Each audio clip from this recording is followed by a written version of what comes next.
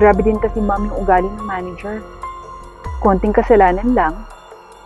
Kung magalit, akala mo walang taong nakakakita o nakakarinig.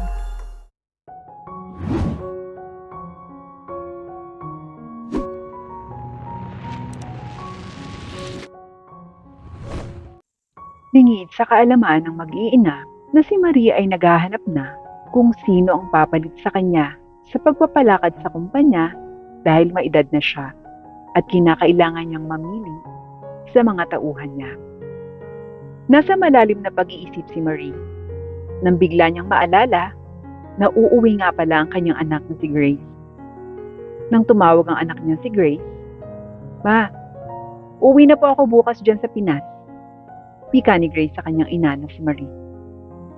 "Tamang-tama anak, pag-uwi mo. May sasabihin ako sa iyo. Pero mas maganda kung personal kong sasabihin ito. Ako na rin ang susundo sa'yo sa airport para makapag-banding din tayo." Wika ni Marie kay Grace. Kinabukasan ay nag-ayos na si Marie ng maisusuot para sa pagsundo niya sa kanyang anak. Hanggang sa nasa airport na siya at naghihintay, ay hindi siya mapakali dahil miss na rin niya ang kanyang anak. Nang makita niya si Grace, ay isang malaking tuwa para sa kanya dahil ang laki na ng pinagbago nito. Hindi makapaniwala si Marie sa nakikita niya sa anak ni si Grace. Biglang niyakap ni Grace ang kanyang ina dahil miss na niya ito ng sobra. "Ma, kumusta ka na? Bakit parang tumatanda ka na? Inaalagaan mo ba yung sarili mo, ha? Oo, may nag-aalaga ba sa'yo? Grabe naman kasi, ma. 5 taon lang ako nawala. Tumatanda ka na talaga." Wika ni Grace sa kanyang ina. "Anak, ang dami mo namang tanong. Ganun talaga ang buhay. Tatanda ka talaga. At dapat, ready ka dun sa part na yun." "Ay, namiss kita anak. Sobrang miss. Grabe. 5 taon lang ba yun? Pero alam mo, sinong di tatanda at makakamiss sa'yo?" Wika ng ina ni Grace. Nagala-gala muna sila Grace at Marie para mawala naman ang stress ng kanyang ina sa trabaho. Sa pakiramdam ni Grace, ay kailangan na nitong magpahinga at tumatanda na rin ang kanyang ina. Kumain muna sila sa isang fast food na paborito ng kanyang ina. Nagkukwentuhan muna sila ng mga bagay-bagay na masasaya noong magkasama pa sila. Halos hindi na nila namalayan ang paglipas ng oras dahil sa sobrang saya nila. Nang matapos sila, ay nagulat sila dahil gabi na pala. Umuwi na sila para makapagpahinga. Habang nasa bahay, ay nagkukwentuhan pa rin ng mag-ina. "Mom, ang saya ko ng araw na to. Hindi ko makakalimutan tong date natin." Wika ni Grace sa kanyang ina. Nang makarating sila ng bahay, ay ihatid niya ang kanyang mami sa kwarto. Kinabukasan ay nagtungo si Grace sa restaurant ng kanyang ina para tumikim ng mga pagkain. Maayos ang mga empleyado at inaasikaso nila ang mga customer na dumarating. Pumila siya sa counter upang umorder ng mga kain niya. Si Grace ay nagmamasid-masid sa loob habang hinihintay ang mga in-order niyang pagkain. Nang makarating na ang kanyang order, ay may napansin siya. Isang babae na parang mataray. Hindi alam ng manager na ito na siya ang susunod na magpapalakad ng restaurant na pinagtatrabahuhan niya. Pinagmamasdan lang ni Grace ang isang babaeng manager sa kanyang restaurant. Kinikilatis ang ugali nito. Hindi siya muna magpapakilala sa mga ito para magulat sila na siya ang boss. Halos lahat ng empleyado sa restaurant ay pinapagalitan nito. Nang makauwi sa bahay, ay nagpahinga na siya sa kanyang kwarto. Si Grace ay sa Saudi na naninirahan at nakapagtayo na rin ng isang negosyo doon. Meron din siyang 3 anak na naiwan doon. Hindi niya akalain na sa pag-uwi niya ay dito na siya magtitigil dahil nakita niyang ang kanyang mami ay matanda na. Iniwan niya ang mga anak dahil ang akala niya ay magbabakasyon lamang siya dito ng ilang buwan sa Pilipinas. Kaya't napagpasyahan niya tumawag sa Saudi para sabihin sa kanyang mga anak ang kalagayan ng kanyang mami. Agad niyang sinabi sa kanyang mga anak ang mga mangyayari. Kaya't umiiyak ang kanyang mga anak. Mom, ibig pong sabihin di ka na uuwi dito? Tanong ng kanyang bunso. Sa totoo lang mga anak, ayoko rin naman magstay dito. Sadyang matanda na nga lang ang aking ina. Kaya wala akong choice kundi dito muna magstay.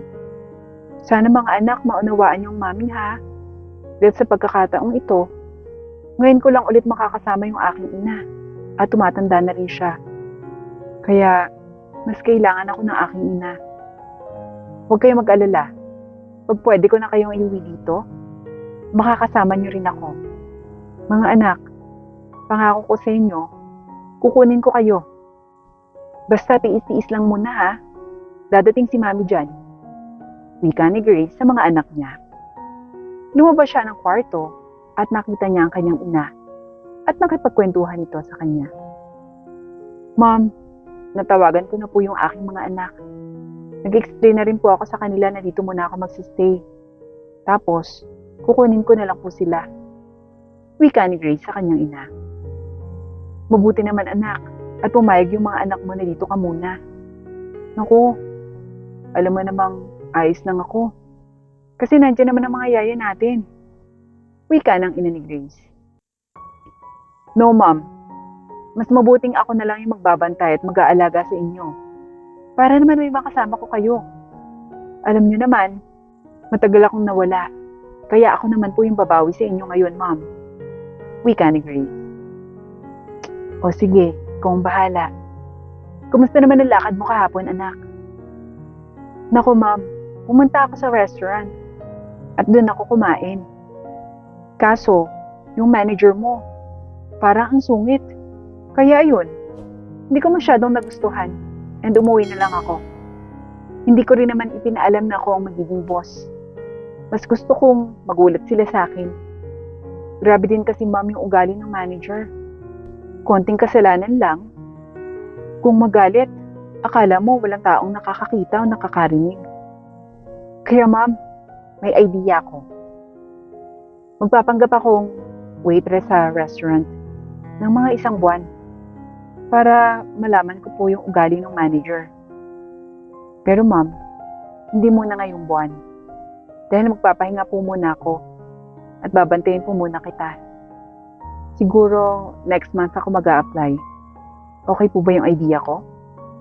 Tanong ni Grace sa kanyang ina.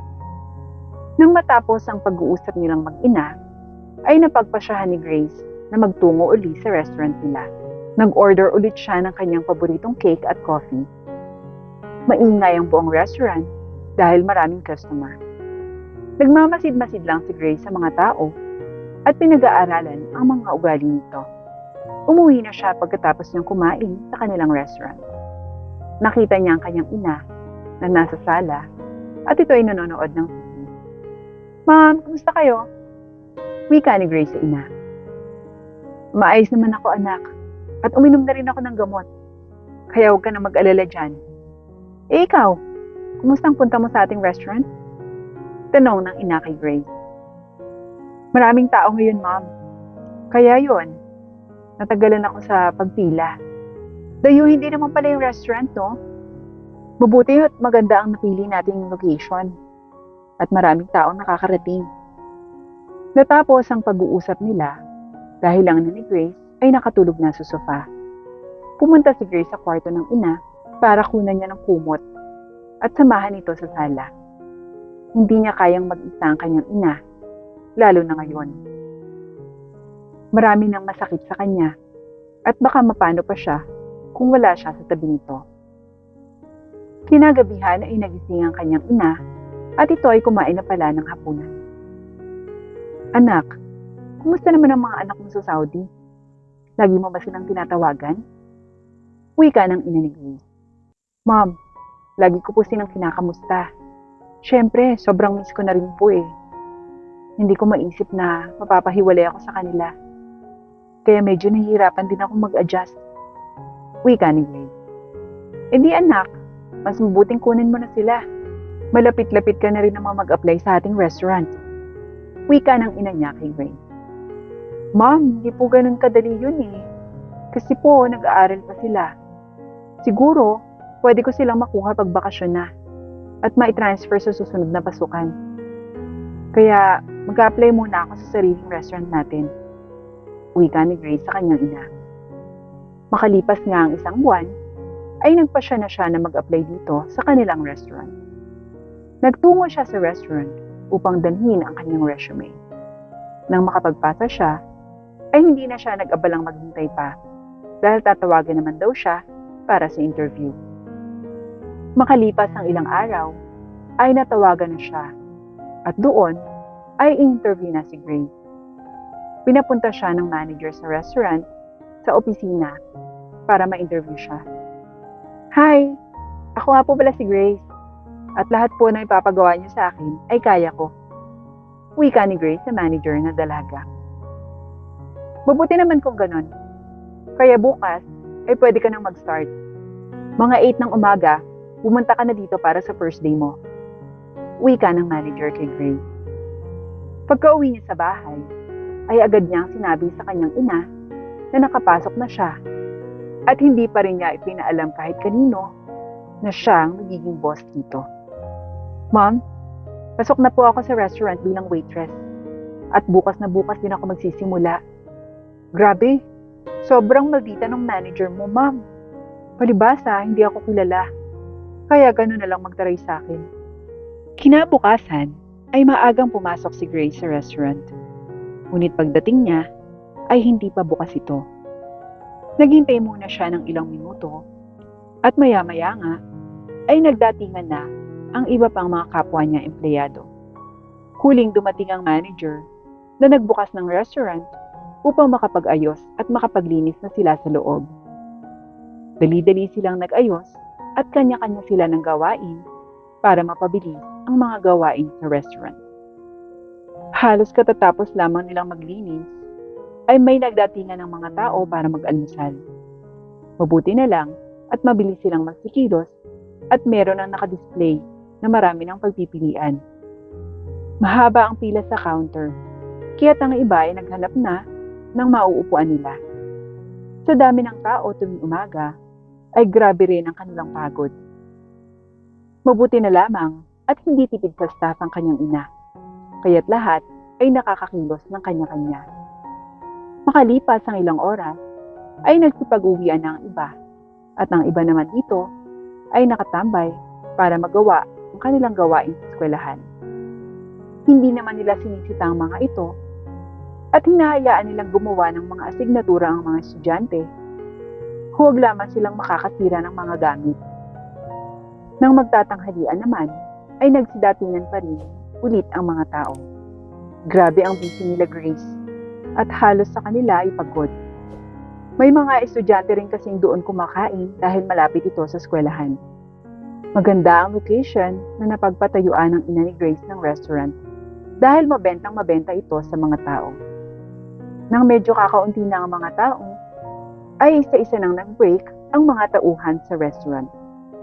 Nagpaalam si Grace na mauna nang mag-lunch dahil pagod na siya at gutom na rin kasa-serve. Saktong makatapos silang lahat na makapananghalian, ay may mga nagdatingang paunti-unting mga tao ulit. Kaya naman abala sila Grace at hindi na talaga sila nakakapag-usap sa kanilang sobrang kabisihan. Merienda na, kaya't marami na naman ang mga tao.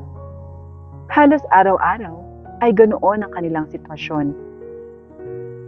Kaya't kinakailangan na ang lahat ay kumilos ng mabilis. Nang dumilim, ay marami na naman ang mga tao at talagang sobrang pagod at busy nila. Hindi na nila namamalayan ang mga oras hanggat naubos na rin ang mga tao. Kaya't nag-asikaso na sila upang makauwi sa kanilang bahay. Dahil sa pagod ni Grace, ay nagpahinga muna siya sa isang convenience store. At nang makapagpahinga, ay agad na rin umuwi siya para matulog na. Dahil kinabukasan, ay maaga na naman ang pasok niya sa kanilang restaurant. Nagpahinga siya saglit matapos makauwi at maya-maya ay niligo na para mawala ang nakakapagod na araw. Nang matapos na siyang maligo, ay tinawagan niya ang mga anak at nangamusta sa kanila. Nak, Kumusta kayo dyan? Miss na kayo ni Mommy. Konting tiis na lang. Magkikita rin tayo ha. Huwag niyong pababayaan yung mga sarili niyo dyan. Mahal na mahal ko kayo. Wika ni Grace sa mga anak. Kinabukasan ay maaga ulit siyang umalis ng bahay upang hindi abutan ng traffic. Subalit, inabutan pa rin siya ng traffic ng araw na yun. Kahit pagdating niya sa restaurant, ay pinagalitan agad si Grace ng manager. Hindi na lamang sumagot pa si Grace para wala ng away na maganap pa. Maya-maya ay dumami na ang tao at kumilos na sila. Busy ang lahat at walang oras para makapag-usap. Kinabukasan ay nagpasya si Marie na sumama kay Grace patungo sa restaurant para ipaalam na si Grace ang papalit sa kanya bilang boss. Nang makarating sila sa restaurant, ay agad binati ng mga empleyado ang ina ni Grace. "Good morning po, madam," wika ng isang waitress. "Madam, ang aga niyo naman pong dumalaw. Halos kakabukas lang po natin wika ng manager sa ina ni Grace. "Ayos lang yon. At ako'y sumabay dito kay Grace papunta. Namiss ko na rin kasi yung mga pagkain natin dito. Palagi nilang pagkain sa bahay ang kinakain ko. At mamaya nga pala, may mahalaga akong announcement," wika ng ina ni Grace sa mga empleyado at sa manager. Nang makaupo, ay binigyan na nila ito ng kanyang paboritong cake at coffee. Si Grace naman ay nagsimula na bilang waitress dahil nagdadatingan na ang mga tao. Kumikilos na silang lahat nang biglang sabihin ng ina ni Grace na siya ang papalit sa kanya bilang boss. "Announcement everyone! Si Grace ang papalit sa akin bilang boss nyo. Siya ang aking anak na umuwi dito galing Saudi. Siya na rin ang pinamahala ko dito sa aking restaurant dahil may experience din naman siya sa ibang bansa. Kahit hindi na ako nagdalawang isip pa para dito," wika ng ina ni Grace. Nagulat ang lahat sa narinig mula sa kanyang ina. Hindi sila makapaniwala na anak pala siya ng may-ari ng restaurant. Lalong-lalo na ang kanyang manager dahil alam niyang may kasalanan siya kay Grace, kahit hindi siya makatingin ng diretso dito. Matapos i-announce ng ina ni Grace, ay nagsibalikan na sila sa kani-kanyang mga trabaho. Hindi na muna nagpalit ng damit si Grace dahil maraming tao kumakain dito. Kinausap ng manager si Grace. "Pagpaumanhin mo, boss, kung pinagtatarayan kita ng mga nakaraang araw. Kasi, kilala mo naman ako. At alam kong kinilatis mo ako. Kasi nakikita kong lagi kang nakatingin sa akin," wika ng manager kay Grace. "Nakita niyo rin po pala yun. Sorry din po kung mapagmatsyag ako sa mga tao. Dahil bilang boss ng restaurant na to, gusto kong walang tarayan at walang magagalit sa mga empleyado natin. Gusto ko kasi ng tahimik. Ayoko ng may gulo," wika ni Grace sa manager niya. Kinagabihan ay natapos na sila at humingi ulit ng sorry ang kanyang manager. "Boss, sorry po talaga sa inasal ko Hindi ko na po yun uulitin. Alam ko kasi tinatansya ko yung mga nakakatrabaho dito. Kaya mapapatawad mo po ba ako, boss?" wika ng manager kay Grace. "Alam mo, ang akin lamang ay para hindi na maulit ito. Kasi alam ko ang pakiramdam ng tinatarayan at pinapagalitan. Kaya't ayoko lang na makikita yun," wika ni Grace sa manager. Kinabukasan ay pumasok na si Grace bilang isang boss. May pumalit na rin sa kanya bilang waitress. Sa loob ng 3 buwan ay napabago niya ang takbo ng kanilang restaurant. Maraming mga bagong pagkain ang kanyang ibinida sa mga tao at ito ay lalong patok na patok sa kanila. Halos araw-araw ay dumadagsa ang mga tao. Kaya't pinalaki na nila ito at nag-expand din ang mga branches sa iba-ibang lugar sa Pilipinas. Mabenta rin ang mga branches na kanilang ipinatayo. Nang makauwi si Grace sa bahay, ay nakita niya ang kanyang mga anak. Isang sorpresa ito na makita ang kanyang mga anak.